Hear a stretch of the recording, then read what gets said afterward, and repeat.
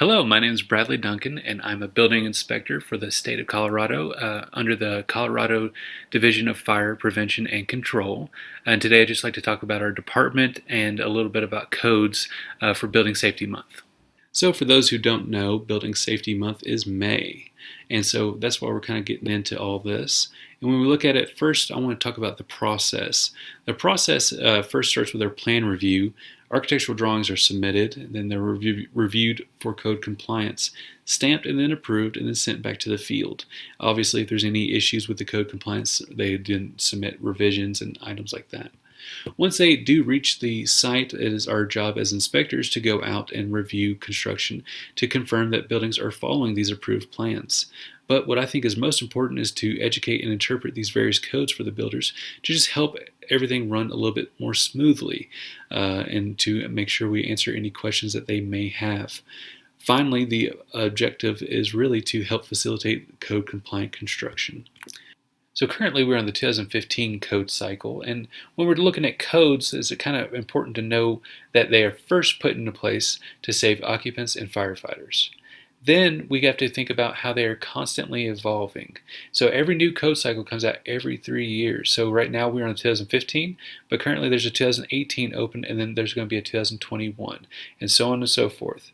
Now they're constantly evolving because they are all developed from real incidents.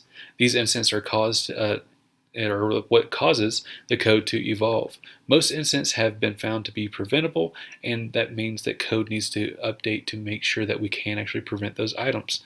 So now we move on to incidents.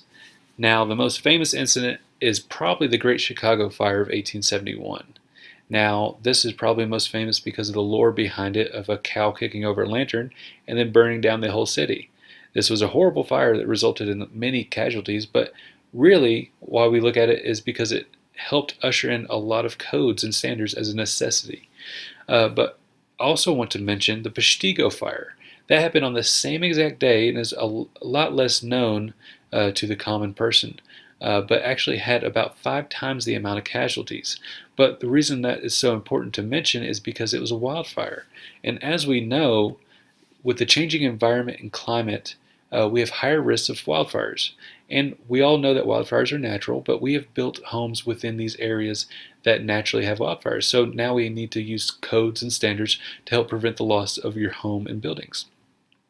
When we look at it, if you can check out the bottom website there from Colorado State University, it talks about some mitigation and some things that you can do to help prevent the loss of your home. And it also gives you some ideas of the codes and standards. So wildfires are not the only natural disaster that we have to think about. We also need to think about earthquakes, tornadoes, flooding, and heavy snow. In Chapter 16 of the IBC, structural design addresses these items with respect to structural load, with special expectations listed throughout the code book. So that may mean adding bracing to the structure or possibly adding a storm shelter to the outside. It just really depends on what situation the building will be in. So in conclusion, building safety starts with the codes, and these codes are based off of real incidents that happen, and also that these codes help ensure safety during disaster times. So please keep that in mind if you plan on building anytime soon. References, these are some of the pictures that I use, and I finally just want to say have a happy, wonderful Building Safety Month.